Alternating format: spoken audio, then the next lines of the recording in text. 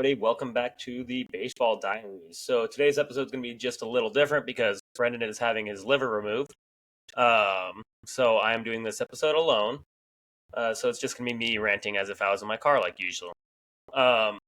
So I'm probably going to be a much shorter episode, obviously, because I'm not going to have the back and forth. But we will have some rants, I'm sure. Started off like usual. We're going to do the news and notes, and then we're going to get into the our AL and NL teams. I am going to go over Brendan's, even though he's not here. Fortunately for him, that liver removal was necessary due to the circumstances, but we'll all pray for him. Then after that, I'm going to go into, obviously, our team, the Orioles, and then I'm awarding MVPs for every position in the AL and NL. And I'll be doing the same. I'll be reading off Brendan's as well. I had him text me that. He was in between surgeries, so we don't know how good his picks were. So let's start it off.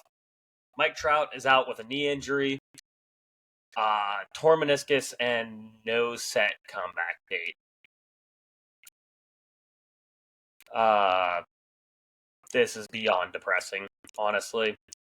It was looking like he wasn't playing like the old Mike Trout, but he was playing like a different Mike Trout, where he was stealing bases and hitting for a lot of power, leading the MLB with 10 home runs. It's just, you hate to see it.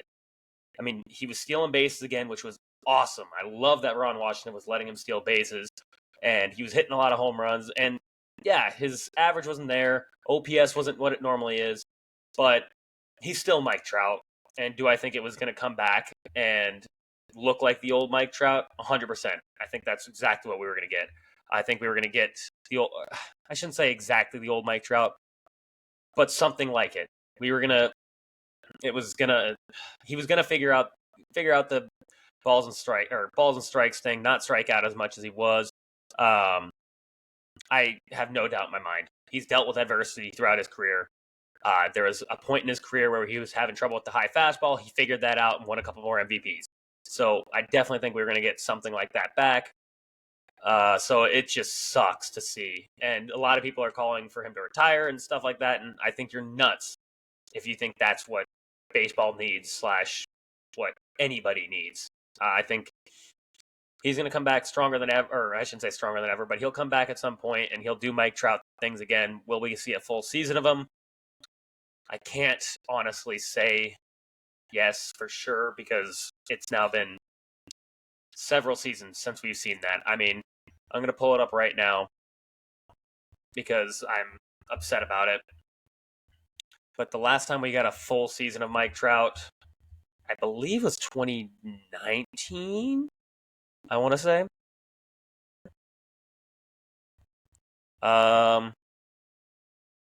Yep. Basically 2019. And that year, he won the MVP. So, it's just when he's healthy, he's right, he plays all season, he is an MVP candidate every single year. I mean, it literally took Miguel Cabrera winning the Triple Crown to take away one of those MVPs. And if you look at the whole picture of that season, he probably should have won the MVP overall. He was a better defensive player, playing center field, and put up almost the same numbers offensively. So, but that's neither here nor there. Yeah, so that's the Mike Trout news. Then some other news and notes. The Rays and the Brewers had a brawl. I mean, Abner Uribe wanted the smoke. That's all I have to say. He came out swinging on the Rays, on Jose Siri specifically. There was a conversation at first base after a ground ball to first base. Uribe went to cover, flipped to him, and there's some words exchanged, and then all of a sudden, Uribe throws a right hook, and all hell breaks loose. From that, we got Freddie Peralta and Uribe both got 5-game suspensions. Pat Murphy, the manager, also got a 2-game suspension. And Jose Siri got a 3-game suspension out of that. I believe Freddie Peralta and Uribe are appealing the suspension. Honestly, they might miss a start. That's about it. It's typically how that goes with pitchers. So I don't expect it to be too big of a thing. So that was kind of an interesting little tidbit that happened. After that, my last little news and notes before I get into, because I think it's going to be a little bit lengthy of going into the teams and then also MVP picks as usual. those are usually heavily debated. Yesterday, interesting thing happened in the Snakes and Dodgers game. There was a swarm of bees behind home plate, and they had to call. It delayed the game. I want to say a couple hours actually. I didn't actually get to see this game because it was late. It was late, and I had a final today. Hooray on on finishing my first of 2 finals that I have this semester, and my next one will be my last final in all of law school. So, congrats to that. Also, Brendan had his last final today. So even with the liver transplant, he was able to finish that final. Kudos to him. But yeah, there was a swarm of bees that delayed the game. And it was actually hysterical. They brought out a beekeeper, and the beekeeper now became the most celebrated person not involved in baseball I think I've ever seen. He basically got a standing ovation when he got there. He was hyping the crowd up, throwing the hands up.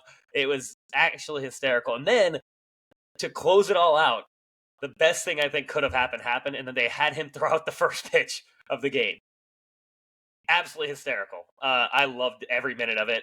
He got the swarm of bees, because, the swarm of bees was literally right behind home plate. Like, right on the netting, right behind home plate. So, obviously, they couldn't really start everything. But yeah, that's, I thought it was interesting, kind of crazy. I'm currently watching the Astros and the Orioles play right now, so if you see me glancing off, that's why.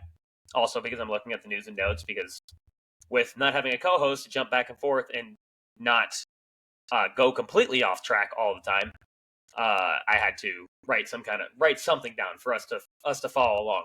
And us, I mean me. Unless you want to count my co-host, Marshall. Yes, his first appearance on the Baseball Diaries podcast is today. I think he's a better co-host than my normal co-host. He's a little more quiet, a little more reserved, and also he is the best boy. All right, so with that, I'll get into our AL teams. Brendan, why don't you start with your Mariners? So, the Mariners are still on top of the AL West after taking 2 out of 3 against the Braves, which I cannot believe they took 2 out of 3 against the Braves, because the Braves had the best offense. In fact, their pitching was so good that it dropped their OPS to below 800 for the first time this season, and actually put them in second place for the first time this season in highest OPS in baseball right now. They were earlier, I think I want to say a week ago, they had an 880 OPS as a team, which is just absurd. The fact that a team had an OPS of 880 is mind-blowing to me. I have to change something on here because this is not right.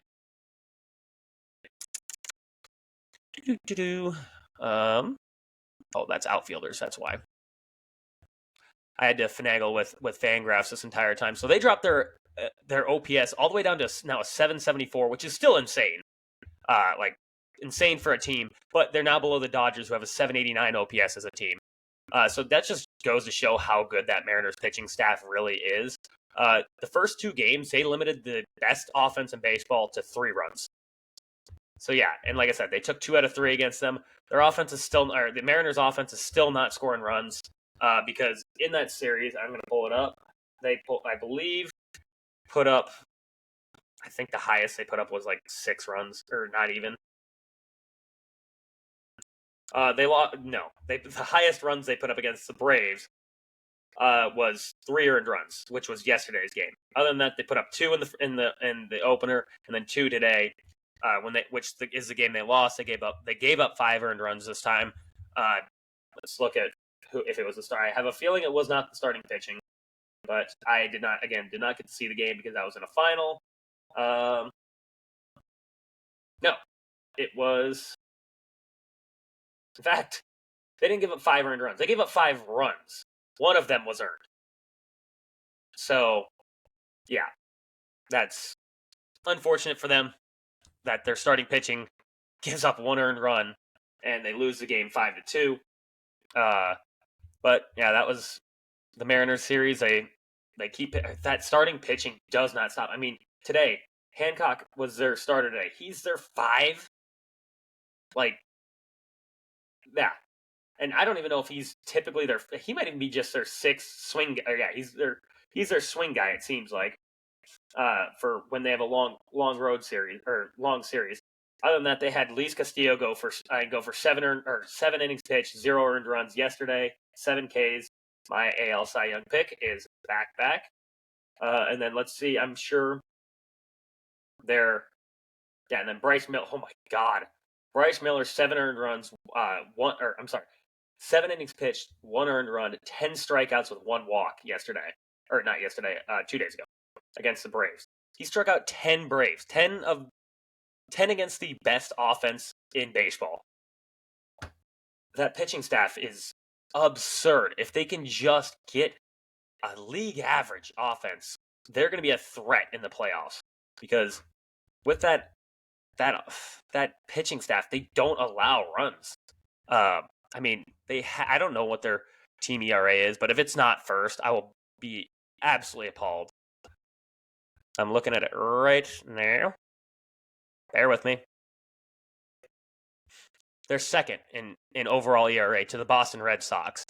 I'll guarantee, and I believe they still might be behind Boston in overall ERA as starting. Actually, they're behind a few teams starting ERA.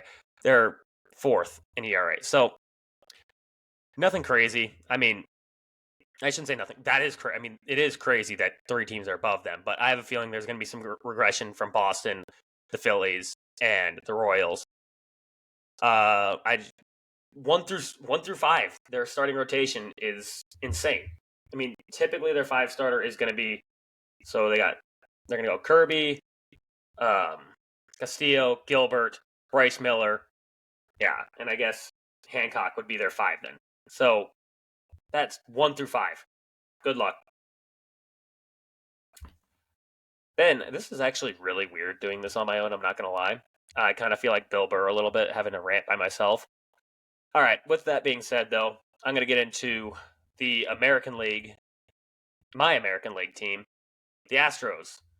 They won a close one against the Guardians yesterday, but they had a day off on Monday because of the transition from the Mexico series.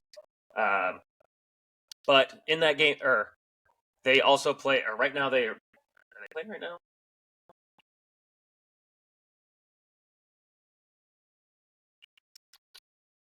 Don't believe their game is in the bottom of the 3rd right now, and this is a Justin Verlander start. So this is a good start for them. And I said before, I think this is kind of a good time for them to bounce back and really establish themselves because the Guardians are a good team. Are they playing above their heads right now? Yes, and I think this would be a good time for them to rein it back in, figure it out. Yesterday, Hunter Brown had a terrible start, like he has been. I mean, another terrible start. 5 innings pitched, 6 earned runs. Allowed 2 home runs. I mean, just brutal. But the encouraging thing about yesterday's game was Montero had a bad game, blowing a save. But after him, Brian Abreu, Ryan Presley, and Josh Hader all had really good starts or really good outings, giving up no earned runs. And actually, Hader pitched to 6 batters, gave up 1 hit, 1 run that was unearned, and had 4 strikeouts. So I had a sneaky feeling this is the Hader that we were going to get.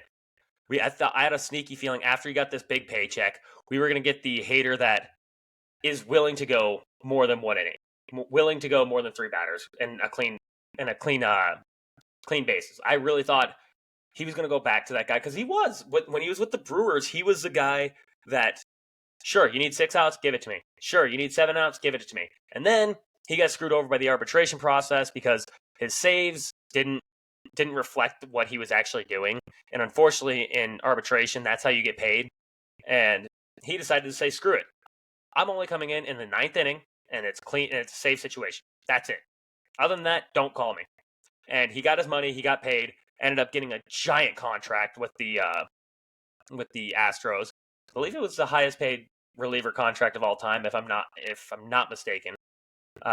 We covered it, I'm sure, in probably the first episode. So yeah, it's encouraging to see that all these guys had good outings out of the bullpen. And I mean, the team overall, minus Altuve and Tucker, has still been struggling as a core as hitters, but they're starting to turn around. Bregman hit his first home run finally. Caratini hit a home run yesterday. They're gonna figure it out. Bregman's gonna figure it out. He's on a contract year. He needs to figure it out because otherwise it's gonna be a weird time for the offseason for him. But I have a feeling he's gonna figure it out coming along here. Now that he's got that first home run off his back, I think he'll get it going on with the bat. Today, I wonder if he's got a hit or not. No, but the only hit is, yeah. The Astros have one hit right now, and that's they got Sticks on the mound for the Guardians right now, so he's a good pitcher. I have a feeling he'll have a good outing, but I think this is, like I said, this is a good bounce back series for the Astros that they need to take, because then they go into Seattle, and I think this offense really needs to get going tonight and tomorrow, because going into Seattle, that is going to be a confidence killer. I don't care how good your hitters are. That Seattle rotation is nasty, and that'll be a good series for me and Brendan to go over if he's able to on Sunday. Let's see how the recovery process goes with his liver. We'll see. I have yet to see. I might get a guest on if he can't come back. Might be Warren, who we tried to have on before. That would actually be a perfect guest to have on, because he's a Mariners fan, diehard Mariners fan from the area. Has a finger on the pulse of what the Mariners fans are feeling right now. And from what it sounded like from the discussion when I tried to have him on, so what you guys don't know, we had him on. For some reason, his didn't record at all. So I had to go out and edit basically 40 minutes out of the episode, because I asked him how are the Mariners fans feeling at the beginning of the season when they were struggling, and especially with their offense being absolutely atrocious. We discussed some possible trade situations. I thought the perfect fit for them, I hate to say it, I really do, because I thought the perfect fit would be Paul Goldschmidt, because they need some protection for Julio Rodriguez. That's just what it is. They need protection for him. And Julio Rodriguez, he's starting to come along, starting to look like J-Rod. I understand that he's not right now, but I think a little bit of a part of that is the fact that you circle him and just don't let this guy beat you. And that's what teams have been doing. And that's, yeah, like I said, minus J-Rod, you need protection. I think Paul Goldschmidt gives that protection. I understand that Paul Goldschmidt's struggling right now. He's gonna turn it around. He's had many first halves where he's struggled. In fact, in 2021, he struggled in the month of April and then went on to win the MVP. I think he'll figure it out, and I think the Cardinals, unfortunately, right now they're not in last place, shockingly. But they're in second. They're not. They're half a game above the Pirates, and I think they might take that back, because I think the Pirates' upside might be a little, I wouldn't say higher than the Cardinals' upside, but if they pull up Paul Skeens, they pull up Paul Skeens, and he ends up doing what he's been doing, and they have Jared Jones, and they got Mitch Keller. Like, they might not be bad. They might not be terrible. I mean, they probably won't be good, but I said before, or we said it a million times on the podcast, the NL Central's from top to bottom is completely open. It's not looking like it right now, because the Guardians have a pretty good lead on the division. Well, one game above the Cubs, but then 3.5 above the Reds, and then 5.5 above the Cardinals, and 6 above the Pirates. I mean, that could switch at any moment. It's still April. Never know. But yeah. Hey, look at this. I can actually go off and ramble and get off topic just as well as anybody can. So yeah, that being said, going back to the Astros, they're still in last place, but a little bit of an encouraging victory against the Guardians yesterday. If they can win this series and then pull a series against the Mariners, I'm not going to say they're back, but they're treading in the right direction. The only way I will say they're back, if they sweep the Guardians and then sweep the Mariners, and their offense goes out and just tears up the Mariners pitching staff. If they do that, they're back. They're 100% back. Because after that, then they got the Twins and the Oakland A's, which, yeah, that's good time for them to really rein it in and figure some stuff out. Now, moving on, I'll go to our AL teams. I'll start with the Phillies. It's obviously going to be a much shorter Phillies talk because Brendan's not here. And yes, I watch all of baseball, but I don't watch a ton of the Phillies. So the Phillies after they take 2 out of 3 against the Mariners. Oh no, wait. Oh no, I'm sorry. So the Phillies after the Mariners take 2 out of 3 against the Braves, and the Phillies take 2 out of 3 against the Angels, are now 1 game out of the NL East, which I did not see this coming, and I'm sure Brendan would say the same thing because he's said before the Phillies are notorious for starting slow, but they are off to the best start since 2011. So, yeah, they're on fire right now. I mean, a couple weeks ago, Brendan was really down on the Phillies offense because they were struggling terribly. I believe they were second worst in all of baseball at the time. They're now up to 6th best in all of baseball. Which, man, what a turnaround! And a lot of that has to do with Alec Boehm just becoming apparently the best third baseman in all of baseball. But wow, yeah, and with their pitching staff, not only is their offense doing it, but their pitching staff is doing it. I believe they have the lowest ERA, no, second lowest ERA in baseball. They do. Their starting pitchers have the second lowest ERA in baseball, and I believe overall, even with their offense or their bullpen being kind of a shit show, they're 7th best in all of baseball in ERA. So yeah, that's extremely encouraging for the Phillies. Neither of us saw it becoming a a race for the division with the Braves because that entire offense is world beaters, and at 2 weeks ago they had an 880 OPS as a team. It has become a race. If that offense continues this, and their starting rotation continues this, and they make some trades at the deadline. I already said before, Mason Miller to the Phillies. Man, that division race gets a little intense, honestly. I want to see it happen. I do. I would love to see a late series between the Phillies and the Braves, and they're within 2 games of taking the division. Or either way, either the Phillies have the division, the Braves are within 2 games, or the Braves have the division and the Phillies are within 2 games. Because man, that makes for good October baseball coming up. I mean, Phillies have kind of had the Braves number the last 2 years, but the Braves are still the Braves. Like, I understand that they're missing Spencer Strider, but that lineup still fucks. They still got Max Fried, still got Bryce. I don't want to say Bryce Elder, but hey, they're still good. I mean, for as much hype as the Braves offense gets, their pitching staff is. Where are they? 9th. Their pitching staff is 9th in ERA right now. So they still have a good overall pitching staff. They're not bad. I don't know what their starting looks like because a lot of their bullpen has been pretty electric. But their starting pitching staff is also. Oh, did that even update? Yes, it did. So their starting pitching staff is also 9th in baseball right now with a 3.63 ERA. So overall, they still have a good pitching staff. I mean, right now, sorry, I have Fangraphs all over the place, and usually this is when Brendan takes over for talking. But yeah, Ronaldo Lopez has been absolutely electric. I forgot Chris Sale was even on the team, but he's been pretty lights out as of late. Charlie Morton's actually been doing his thing. And then Max Fried has actually got the lowest or the worst ERA on the team at a 4.02, and he had a Maddox the other day.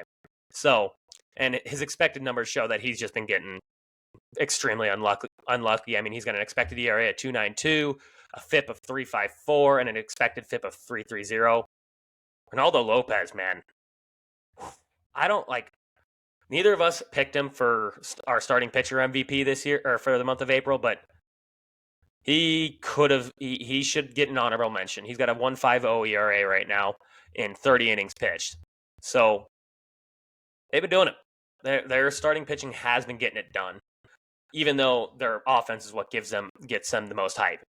So that's what I said. if it continues this way, we're in for one hell of a division. All right, now let's go into my Cardinals. Some more misery for me. The one good thing is they're not in last place anymore. Somehow, they're half a game out of last place. Yeah, they're half a game out of last place. How? Don't know. That's because the Pittsburgh Pirates have been on an absolute downturn. They're 3-7 in their last 10, and the Cardinals are 5-5. Remember what I said about the Cardinals right at the beginning of or basically in that misery rant? Is that they built a 500 club. 5-5 in their last 10. 500. Yeah, they're 14-17 right now. They just lost 2 out of 3 against the Tigers. The only game that they won in that series, they won 2-0, and they got those 2 runs in the last inning. And they went against their former pitcher, last year's pitcher, Jack Flaherty. And Jack Flaherty put up one of the biggest fuck you starts I've ever seen in my entire life. They were talking about it on the broadcast how before he went and talked to the team and everything, Jack Flaherty said it seemed kind of he didn't say he had a lot of emotions into it. Then he said he went and talked to the team and he started feeling the emotions of like, yeah, this was a team that drafted me. This is a team that I came up with. This is a team that I was a part of last year. That they put so much stock into me that I was supposed to be their guy, and now I'm not. I'm someone else's guy. And he put up a start of 6 2/3 innings, 0 runs allowed, 14 strikeouts to break his major league career high in a single start. And he currently leads the American League in strikeouts per 9.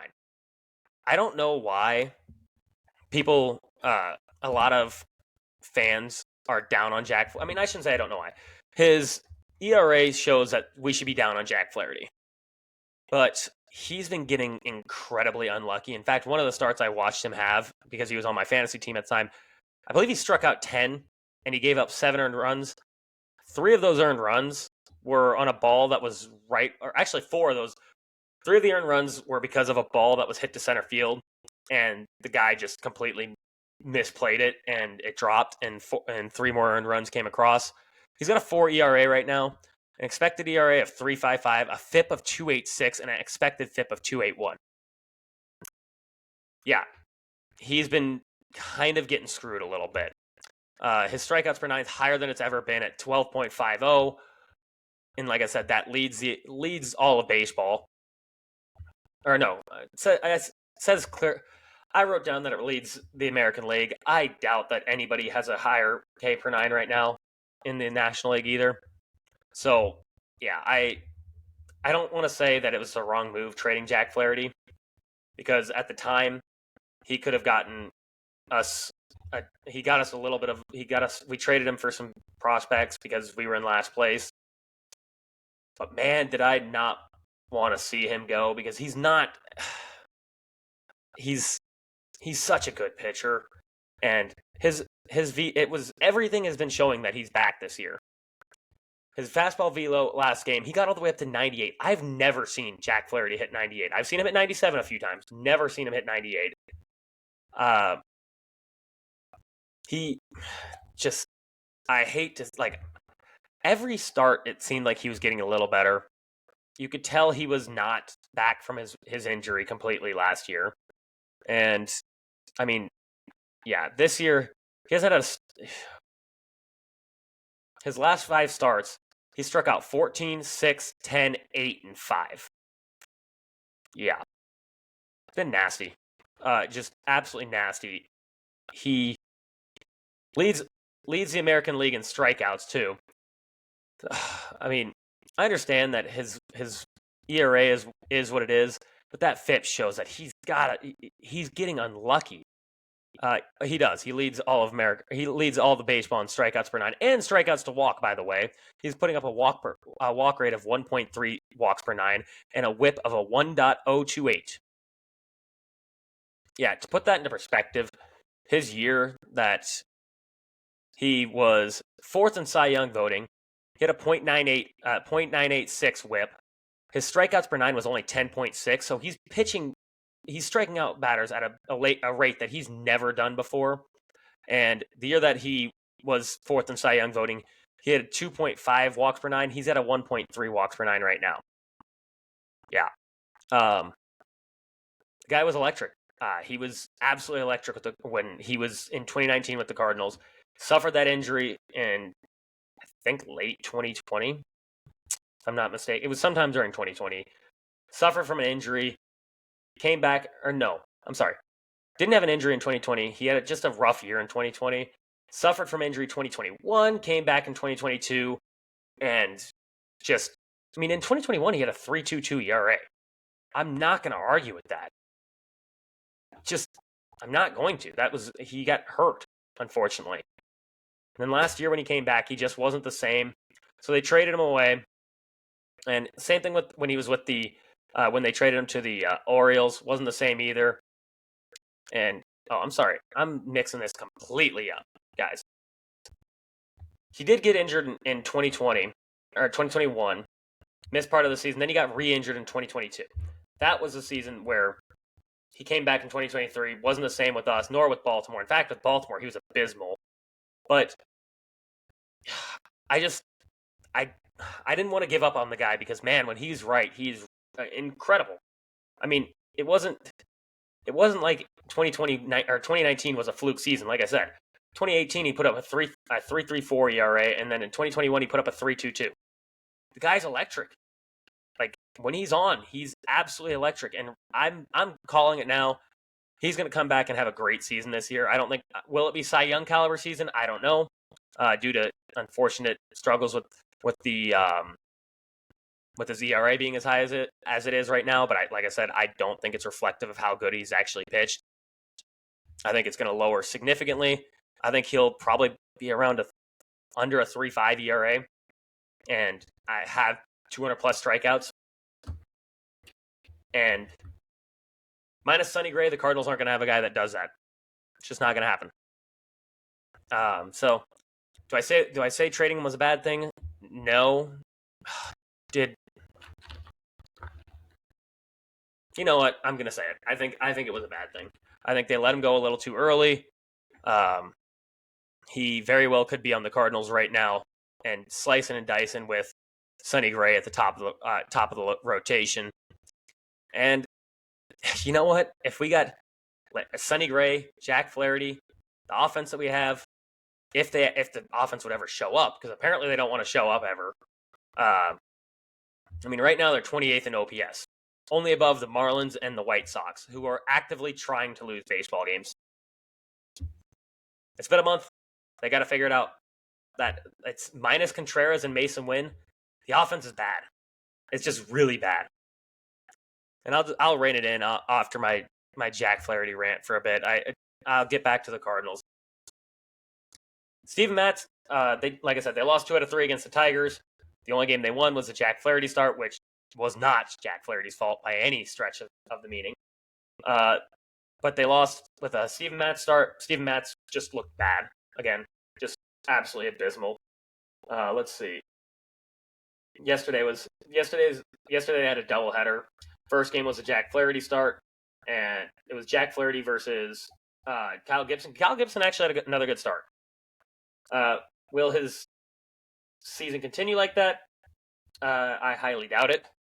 Like, highly, highly, highly doubt it. But for now, hang with him, I guess. But yeah, Steven Matz gave up in 3 1/3 innings pitched, 4 earned runs, 7 hits, had 1 K.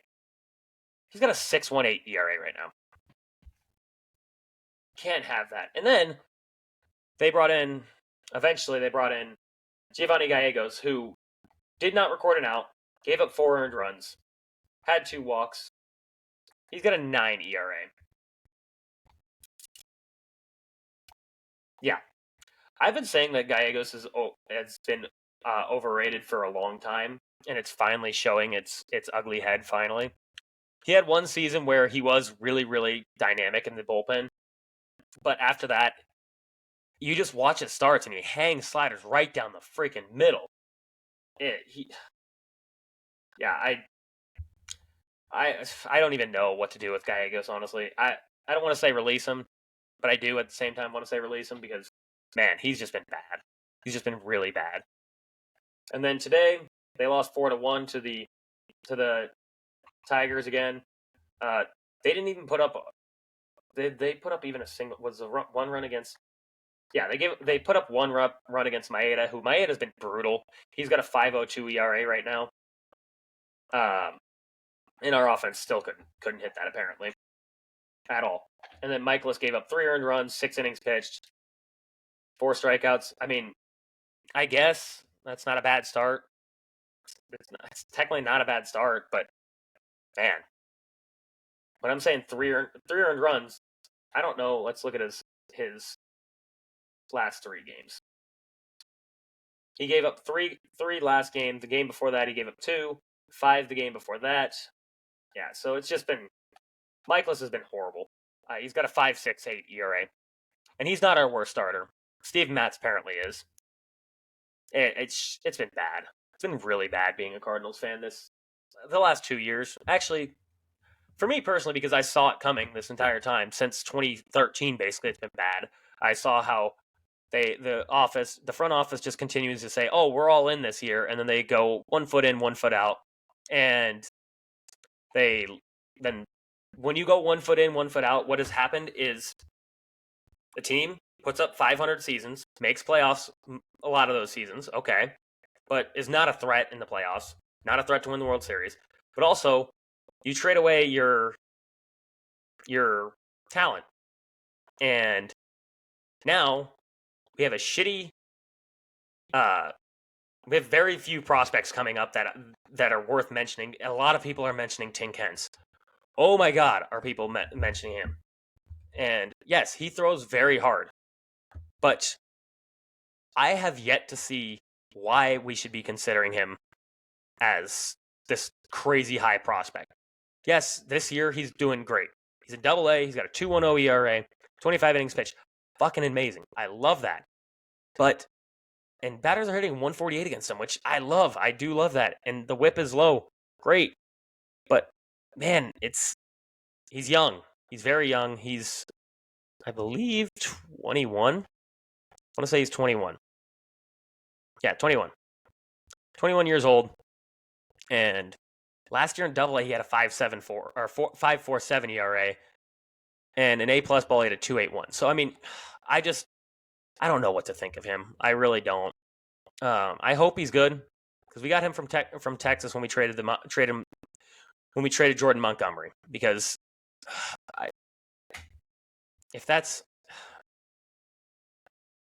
he better be good for trading away Jordan Montgomery. That's all I have to say. And he better not be just kind of good. Like, he better be worth what we traded. And I'm not sure. I'm genuinely not. And even if he is, that's great. Let's say he comes up this year and dominates. Okay, so now we have 2 good pitchers. Lance Lynn is not going to continue this. I got into a huge argument with everybody on Twitter and Instagram about Lance Lynn not being able to continue this. And same with Kyle Gibson. And Steve Matz just sucks, and so does Michaelis. So, cool. Now we got 2 good starting pitchers, and one of them's 21 years old. And so what's he going to do when he comes up?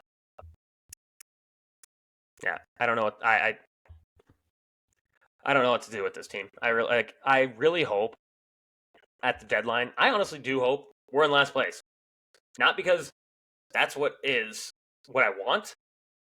No, the reason I want that is because I need front office to go full scorched earth theory. They need, I should say front office, owner to go full scorched earth theory. Only one, keep Chaim Bloom. I like that. I don't mind having Chaim Bloom in the front office. Get rid of John Moe, Mike Gersh, and completely revamp baseball operations. I mean, Sonny Gray said it when he came over that we don't even have the facilities that the Twins had for their pitching staff. And the Twins pitching staff last year, Pablo Lopez and Sonny Gray were amazing. Everyone else kind of okay. Yeah, so if that's who, that just shows that everything needs to change. They need to revamp everything, all of it. And unfortunately, that means Goldie's got to go. Like, I don't want Goldschmidt traded. I really don't. But with the team the way it is right now, I don't see a World Series run in the next 3 years. So if you don't see a World Series run in the next 3 years, scrap it. Scrap it. Revamp everything. Get young guys. Get young pitchers, and make the team good. The only other option to that is, I think it's too late. They had to go all in this year. They had to go get Sonny Gray. They had to go get Jordan Montgomery. They had to go trade for Dylan Cease. They either needed to go all in, which they did not show. They showed that we're going to go halfway in again by getting Sonny Gray, and then we're going to sign Kyle Gibson, who has never been good. I don't think he's ever had a season below a 4 ERA, and he definitely didn't last year. I'm going to look it up because I've said this before, and I've looked it up before, and I'm just looking it up again to appease myself. Yeah, 4.73 last year. Year before that, 5.05. Year before that, 5.09. Then in 2021, he had a 3.71. So that's the last time he's had a below a 4 ERA. Yeah. It's not good. Other than that, 5.35 the year before that, 5.4 or 4.84, 2.62 in 2018. So he's had a below a 4 ERA in 2015, which is quite a while, from almost a decade ago at this point. 2018, and then 2021. Other than that, that's been who Kyle Gibson is. Right now, he's got below a 4 ERA, 3.79. But that's not. I mean, 3.79 is fine. It's not great, but his FIP is a 4.87, so he's getting incredibly lucky. And I'm sure I'm not going to look it up again because I'm sick of doing it. His expected ERA was right around the same thing last time I looked it up. So yeah, Cardinals. You have to either go all in or rebuild, because we're at a point right now where nothing looks good. I mean, even Jordan Walker, who is supposed to be our guy, has not been good. And is it his fault? I don't know. Is it his fault? Is it his coaching fault? I don't know. All I know is it has to change. All right. Now to a much more fun team. Our podcast, Baltimore Orioles. Yeah. Baltimore, they're a fun team to watch. We've mentioned it a billion times, how fun they are to watch. Marshall, watch out. Sorry, Marshall, the co-host, is wanting to join the podcast, and unfortunately, he cannot speak. I've tried to teach him how to speak English. Can't do it. Turns out dogs aren't very good at that. Right now, the Orioles are playing a 4-game set against the Yankees. The Orioles took the first 2 games, and the Yankees just took this game. This is a big series for the division. Honestly, I think the team that comes out of this, obviously, the team that comes out of this is winning the division right now, or is going to be currently winning the division. But I think overall, like this series sets the tone of who is the big dog in the AL East. Can it be both? Yes, of course. But there's always going to be one that's bigger, and our vote is always on the Orioles because that team is just insane.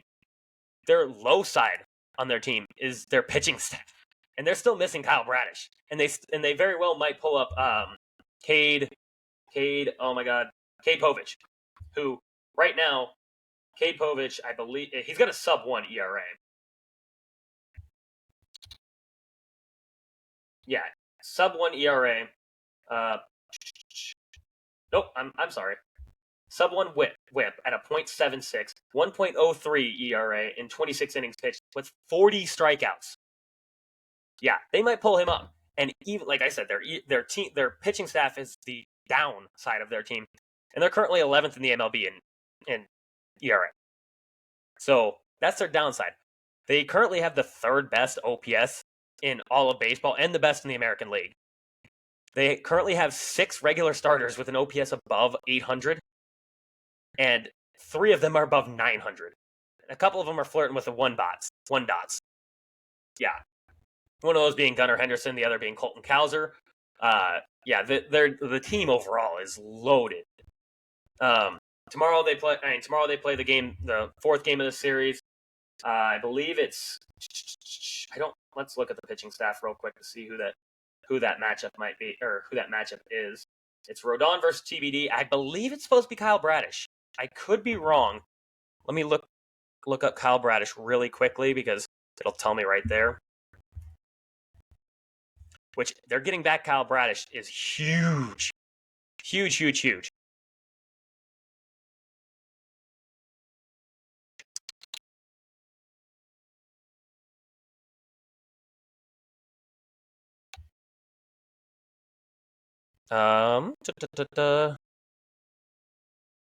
Yes. Tomorrow Kyle Bradish is going. So, well, this says could. I got a real feeling that he is. And then not only that, John Means actually had a really good start the other day in AAA. So if he's back too, man, that's going to knock out Grayson Rodriguez, who's been their least consistent starter right now. And if that team can get it figured out with the pitching, I shouldn't say get it figured out. They have it. They're still 11th in base. Get healthy in the pitching staff, and then continue to be the world beaters that they are in the lineup. That team is just electric. Like from top to bottom in the lineup. Then it'll be from top to bottom in the rotation. That's man. I love just that. The team is going to be incredible, and not only that, but this is still just the beginning. I really think the new owners of the Orioles they're going to be buyers at the deadline. They're going to look to shore up a Mason Miller, a Ryan Helsley, a closer, somebody that they can rely on, and watch out for them. Watch out for that team. They're going to be something. I mean, they already are something, but you know what I'm saying. They're going to be even better. All right. So I'm going to run through Brennan's MVPs right now because might as well.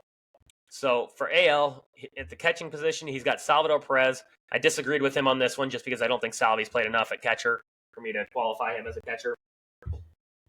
Josh Naylor at first base. I got the same thing. I'll go into more statistics when I go over mine. Jose Altuve at second base. Any other answer is wrong. Then Gunnar Henderson at short. Yeah, I mean, some people might argue Bobby Witt. I also went with Gunnar Henderson, but like I said, I'll go into those more. Jordan Westburg at third. There honestly just isn't really a lot of other contenders at third base. Isaac Paredes, I gave an honorable mention to. Mike Trout, he put in the outfield. I think he might have been. I think the drugs from the surgery might have been wearing off because I love Trout. Obviously, I went on a sad tangent at the beginning of how sad I am that he's out for the foreseeable future. But he hasn't put up the numbers to be considered this. Then he's got Juan Soto, and I don't know if he did it this way, but I did it this way for outfielders. I just put three. I didn't go left field, right field, center field. I just went straight three. Then he went Juan Soto and Colton Cowser. I believe I have both those as well. He's got Corbin Burns, which Burns has been great. I don't know if I would have. I don't have him as my my MVP for pitchers up for the month. I'm not gonna say Cy. Well, I guess I can say Cy Young. Whatever. Cy Young for the month. Don't have him for that because I don't think he's put up amazing numbers.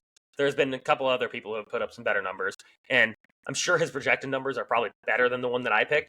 But this is for the month of April, not projections, not what's going to happen later. This is just for this month. Then he's got Mason Miller. I also have Mason Miller for the month of April because there's some other arguments. I mean, Clay Holmes could have been argued, but there's reasons I think that you cannot go wrong with Mason Miller. And then for his American League catcher, he's got William Contreras, first base, Freddie Freeman, second base, Ozzie Albies, shortstop, Mookie Betts, third base, Alec Boehm, Brandon Marsh, and the outfield, Justin Steer.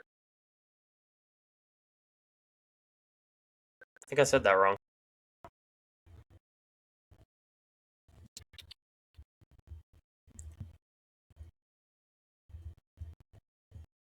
Spencer, why do I always... I've said this before. I thought his name was Justin a few times, and every time I'm like, no, that's not right. I know it's not Justin Steer. Anyways, Jerks and Profar also in the outfield. Then he's got Ranger Suarez. slicing and dicing as the Cy Young for the National League for the month of April, and then Ryan Helsley as his relief pitcher for the month of April. Overall, solid list. Could have done better, but like I said, he's on drugs. Might need to check him into rehab depending on how the drugs kick in. Well, I'll have to let everyone know. I hope not. Love the man, but going through it right now with liver transplant. I hope everyone knows that I'm joking about that. And if you don't know the real reason, well, I'm not going to give it to you, but I'm going to keep saying that he has a liver transplant and he's on drugs. He might be on drugs. That could be true. Okay. So, as my American League MVP, I went with Ryan Jeffers because he leads all of catchers in the American League in WAR. I understand it's a little bit of a limited sample size, but he also has the second highest OPS with a 1.062 among qualified catchers. That is second in OPS, but he has 40 more plate appearances than the guy who leads him. He also has 17 RBIs and 5 home runs, which is tied for second most by a catcher in the American League. So, yeah, that's my pick. I think I understand that it's a little less sample size than some, but I just think that he's put up better numbers. I mean, he's still got the highest WAR. So even though he doesn't have the amount of plate appearances, he's still putting up the numbers he needs to. And then, like I said, I agreed with Brendan at Josh Naylor at first base. I honestly think any other answer is wrong at first base. Just wrong. He leads the American League in WAR, home runs, RBIs, and OPS by first baseman. So, yeah, that one. If you don't have Josh Naylor, I think you're just wrong. Same with Jose Altuve, and frankly, it's not even close. The only category that anybody has him beat in basically is defense. Minus that, all offense, he's leading second baseman in everything. Literally everything. Shortstop was a little closer for the American League. Gunnar Henderson, it's close, but with Bobby Witt's defense, he's been a little better defensively than Gunnar has. But Gunnar Henderson has been on another planet with his swing. I mean, he's leading the MLB in home runs and leading shortstops in OPS and slug. So I had to go with Gunnar Henderson. Also, a little bit of a bias because, I mean, if you listen to this podcast, you know why there's a bias. Like, we don't shut up about the guy. I've said before that I think if we ever get to have him on the podcast, we'd have to do it over Zoom because otherwise Brendan might sexually assault the man. So, yeah, that's what I had to go with. Jordan Westburg at third base. This is another one where I think if you didn't have this one, you're wrong. The honorable mention was to Isaac Paredes because he is leading third base in home runs. But based on defensive value, I got to go with Westburg. He's leading third base in WAR, OPS, and weighted runs created plus. His OPS is over a 1 dot right now, and that was on Fangraphs. Yeah, Fangraphs. So it didn't have today's update on it. I believe he's down to below a 1 dot right now, but he's still got a 9 something right now. Let me double check that because I believe that is the case. Also, Fangraphs had some questionable numbers, so I'm a little upset at Fangraphs right now because I was going through Mookie Betts' numbers, and they had him at a 395 on our batting average, and I was like, that can't be true. And it was not. It was not true at all. So Fangraphs, get your shit together. Westburg. Oh.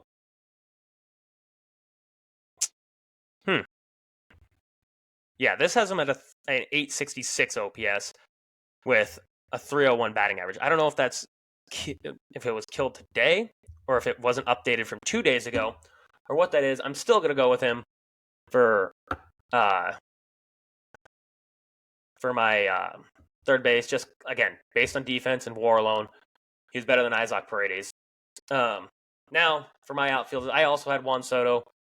He leads all of outfielders in WAR, fourth in OPS, and is actually playing top 10 outfield defense in baseball right now. Or in the American League, sorry. Which, wow. Would not have guessed that at all. So, then after him, I went with Colton Cowser as well.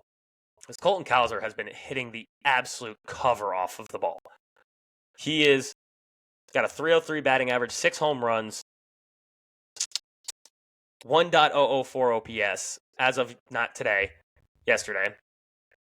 Which that was for the month of April anyways, so that checks out.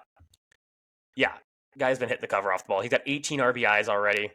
He even has 3 stolen bases, which what? Yeah, I'm shocked. He's been one of the best players in all of baseball right now. And the other outfielder that my co-host did not have, and I'm beyond shocked he did not think of this one, is Tyler O'Neill. Tyler O'Neill, which another Cardinal that we traded away, not to say anything. Another Cardinal who in 2021 put up a career season. Right now he leads the American League in slug with a 693 slug, and an OPS leading of the American League with a 1.127 OPS. He has 9 home runs currently. The only people higher than him are Gunnar Henderson and Gunnar Henderson and Mike Trout. Yeah. On Fangraphs, it had him leading in all of outfielders and Fangraphs had him leads all of outfielders in OBP, OPS, and slugging. Absurd. Just absurd. But another reason I was having an issue with Fangraphs is they had him at a 758 slug. That's not correct. According to Baseball Reference, he has a 693. Fangraphs, get it together, my friends. Yeah. Then for my starting pitcher, I went with Jose Barrios because among qualified pitchers, he is currently the second best ERA in the American League with the most innings pitched, and his expected numbers call for some regression, I will say. But again, this is for the month of April. This is not what we think is going to happen. He's currently got a 1.44 ERA with a 1.7 WAR.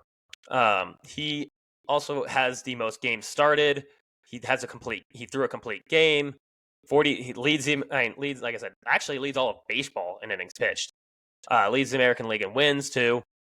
Got a 1.008 OPS. Or I'm sorry, WHIP. If he had an OPS of that, why is he not a 2-way player? But like I said, his FIP expected numbers are 403. Yeah, he's pitching well. He's pitching the ball really well. I think that's why I went with him for my AL Cy Young for the month of April. Now, Mason Miller. There's some other people that you could argue with Clay Holmes and whatever, but my main reason I went Mason Miller, and I believe the main reason why Brennan also went Mason Miller, is he has a negative FIP, a negative .14. I had no idea that was possible.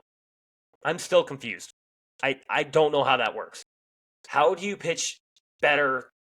How do you have a negative FIP? Make it make sense. FIP stands for Fielders Independent Pitching. So even if he had league average fielders, he'd be pitching better than that? Is that? I don't know. I don't know what this means. He'd be pitching better than a 0 ERA? I need someone to explain this to me. And in fact, I'm probably going to Google this afterwards. I genuinely don't understand. Sorry, I had a final today, and I was studying for it all day yesterday. I knew about this news last night, and I was just blown away. And if I didn't have the final, I would have looked it up and told everyone. In fact, screw it. I'm going to look it up now. And I'll see if I can give you guys an answer to my questions.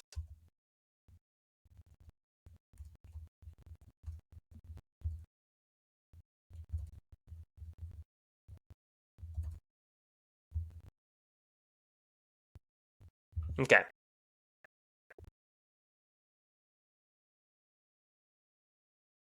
So AI says a pitcher can AI the Google feature, which has been wrong for me before. So don't listen to it. Shut it off. It's stupid. A pitcher can have negative fielders independent pitching due to lack of home runs. I don't know. I don't know.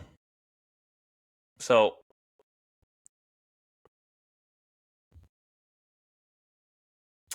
his. So yeah, This is not giving me a straight answer. It's not. So it's not uncommon over a small sample size, apparently, according to Reddit. So FIP measures what a player's ERA would look like over a given period of time if the pitcher were to have expected league average results on balls in play and league average timing. I mean, I get it. I kind of know how FIP works. I kind of I shouldn't say I understand how FIP works, but I don't know how you get a negative FIP. That's what I don't understand. Cough button.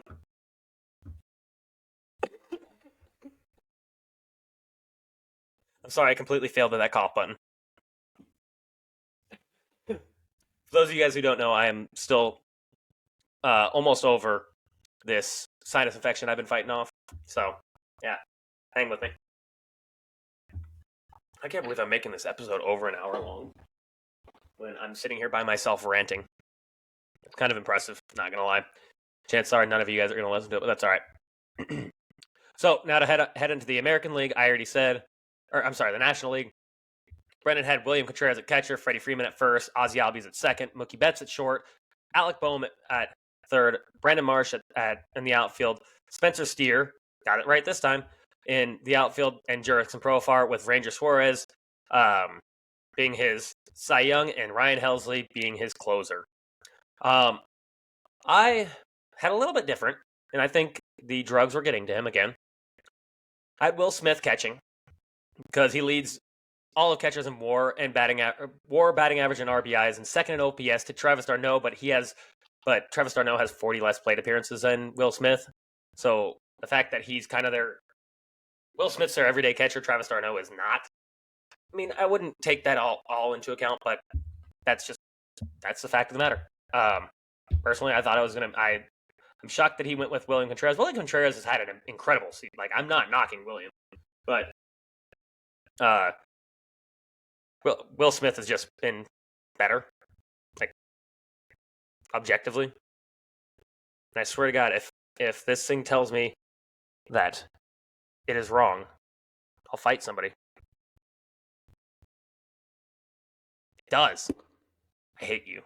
Okay, William Contreras has a 958 OPS, which is higher than Will Smith's 946 OPS. Don't know why Fangraphs is not getting this shit right at all. Like, why? Get it together.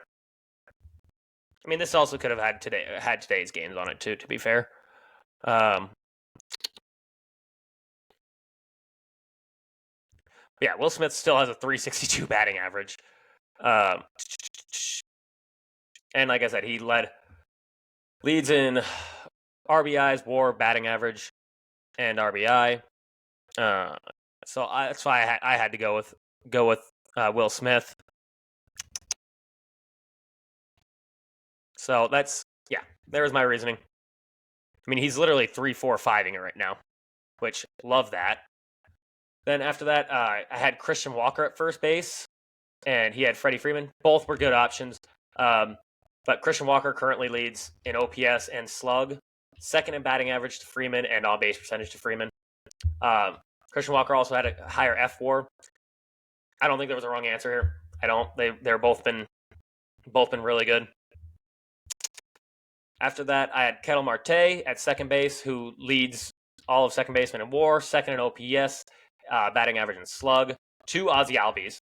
But I think Ketel Marte plays a much better defensive second base, which is why the lead in WAR. And I like to lend a little bit towards defense. I like defense. I don't know why people are down on it so much. But overall, Ozzie Albies good pick also. But I'm going to go with Ketel Marte. With the shortstop pick, the other ones I said, if you picked anybody else, you're wrong. This shortstop pick, if you picked anybody else, not only are you wrong, you're stupid. It's Mookie Betts.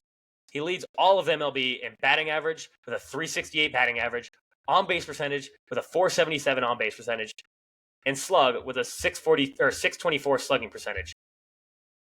He's currently the league leader in OPS, also the league leader in OPS. Actually, I believe he is the MLB leader in OPS. Yes, he's the MLB leader in OPS with a 1.101 OPS. So yeah, if you had anybody else, you're not only wrong, you're stupid. Because yeah, there's not a short. I mean, the only person you can maybe try to argue is C.J. Abrams, which C.J. Abrams is having a fantastic season. It's not even like it's yes, he's having a great season, but you can't tell me the guy who leads in average on base percentage, slugging percentage on OPS at shortstop, and is actually, I believe, playing a pretty decent shortstop defensively. I'm not gonna. I'm gonna make that claim really quick, but then I'm gonna look at stats to prove it because I don't want to make that claim and be totally off base. He also leads MLB in WAR currently with 3.1 WAR, which good God, 3.1 WAR in a month. June, July, August, September.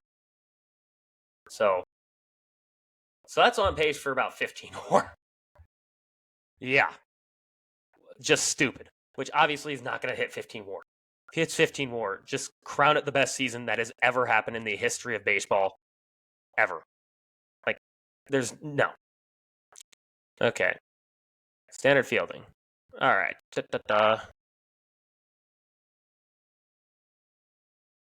Very helpful. Give me advanced stealing. Advanced stealing. Give me advanced fielding.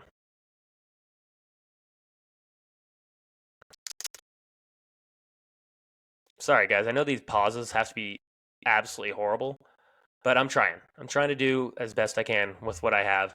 My co-host is a degenerate gambler who lost all his money and is now trying to fight a homeless man for $1. I hope he finds out about all this shit that I'm talking. I really do. That'd be great. Okay, how did I not pick?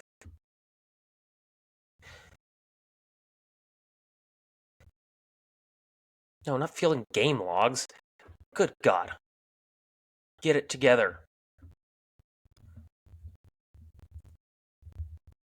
Just gonna look it up.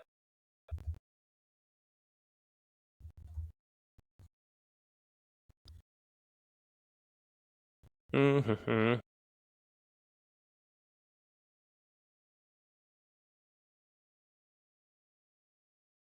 Okay, there we are. I'm sorry. Okay, so currently has -1 defensive run saved. Fielding percent of 1,000, so hasn't made an error yet. Like I said, he's playing pretty good. Wait, did that say 17 error? Then why is this fielding percentage 1,000?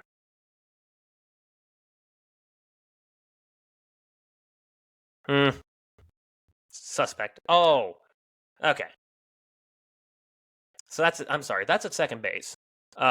This year. At shortstop this year, he's actually +5 defensive run saves. So he has been playing significantly better defense. And this is, yeah.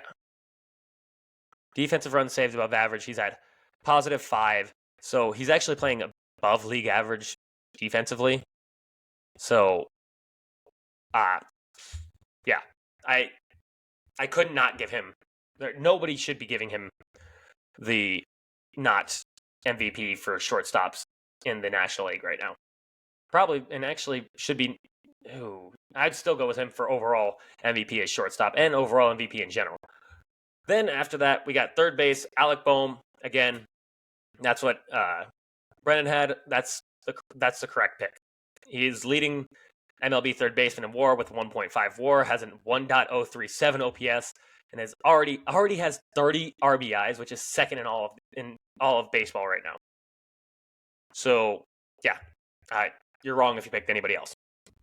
All right, and then after that, I went with Mike Tauchman, which kind of a small sample size, but Mike Tauchman has been actually really good, like really good.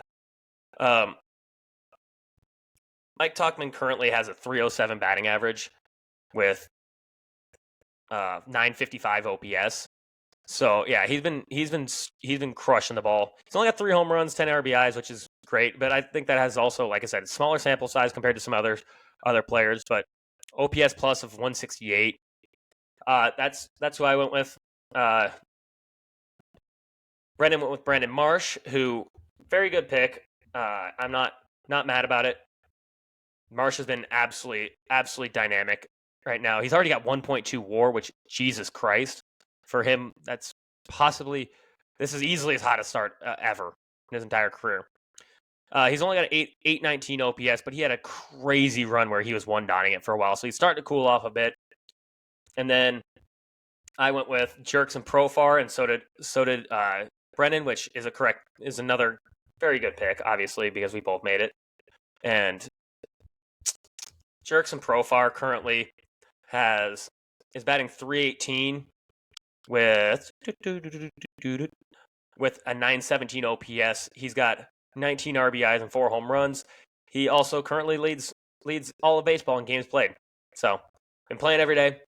He's been hitting the ball well, playing really good defense. So, he's another one. Had to put him in there.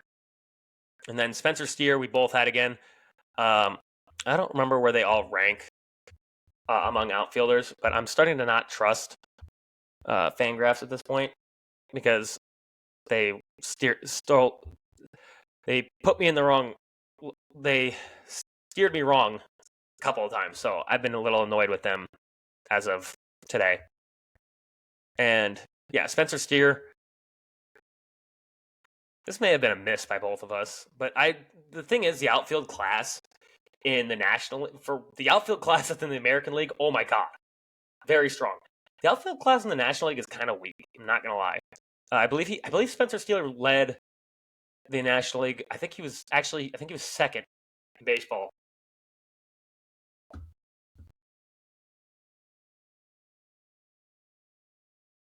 Sorry, guys.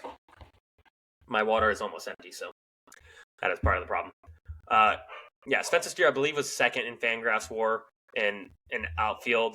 But he's got a 797 OPS, 252 batting average, 21 RBIs, 3 home runs, 7 stolen bases. 7 stolen bases. I like that. But yeah, I genuinely think that the outfield class in the National League has just been really, really low comparatively. So now turning to the starting pitcher, Ranger Suarez, great pick. I think the only reason I didn't go with Ranger Suarez is because I didn't want to give Brendan the satisfaction of me picking him because he called a breakout season from him. I was like, I kind of want to give you that satisfaction. So I went with Shota Imanaga, who has 1.3 WAR, a .98 ERA, a .85 WHIP, and a 443 ERA plus. Good God. He's got 27 innings pitched, 5 games started, 28 strikeouts, FIP of 2.40. Yeah. Oh, I made a typo. WHIP is a point. Actually, no, I'm sure that was fucking Fangraphs again. 0.795 WHIP. So, yeah. Guy's been electric. I honestly think those were the only two. I'm sure there was other. I'm trying to say there was others you could have went with, but I just don't think. I didn't go with them. I didn't think they were the strongest picks. So I went with Shota, and like I said, I think it was probably because I didn't want to give Ranger their benefit. I mean, he's already got a complete game shutout. Leads the MLB in innings pitched, I believe. And the lowest WHIP in MLB. And yeah, he's been absolutely electric, honestly. Oh, actually, Lugo. Well, that's today. That's what today's start. Suarez has 41 innings pitched, which I believe, as of yesterday, would have been the league lead. Anyways, yeah. So there's our Cy Youngs of the National League for the month of April. And then lastly, I wanted to go with Ryan Helsley. I did, but so did Brennan. Brennan went with Ryan Helsley, which is not a wrong pick. He's tied for the league in saves right now, I believe. Yes, he's got 10 saves, which is currently tied with 3 people. And the other one is one of my picks. And Helsley has a 1.69 ERA, 10 saves, 0.6 WAR, and then leads the National League in games played obviously for the position. He's got 16 innings pitched. He's got a 1.69 ERA, 1.98 FIP, ERA plus a 2.51, and he's got a strikeouts per nine at 10.7. Yeah, guy's getting it done. But my pick for National League closer of the month was Robert Suarez. Kind of a shocking one. I was not expecting it, but he also has 10 saves and 0.9 WAR, has a 0.71 ERA. His expected numbers show probable regression. But again, this award was for the month of April, not for regression. His ERA plus is a 5.71, which is insane. But his FIP is a 3.40. Whip of a 0.868. And strikeouts per nine of only 7.8. So he's not really getting the job done by striking a lot of people out, but he's getting the job done. And that's who I had to go with for my closer of the month for the National League. All right, well, I got nothing else for you guys. If you listen to this, thank you for tuning in. Hopefully next time we'll have Brendan back. If not, I might have a guest on. Other than that, like and subscribe on YouTube at the Baseball Diaries Pod. On Instagram at the Baseball Diaries, Twitter at the BB Diaries. Yeah, and then Spotify, the Baseball Diaries. That's it, you guys. Thanks for checking me out.